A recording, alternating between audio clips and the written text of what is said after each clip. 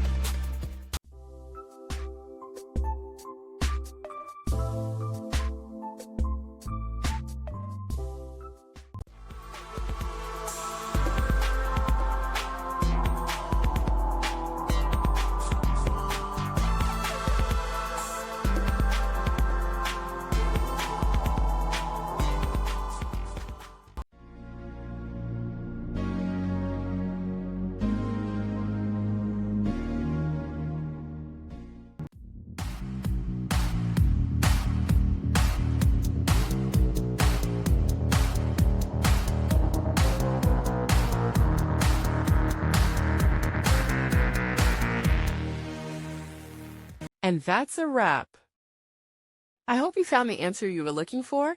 If you did, take a second to hit that subscribe button. It really helps out.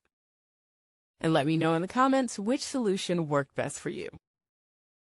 See you next time in the debug zone.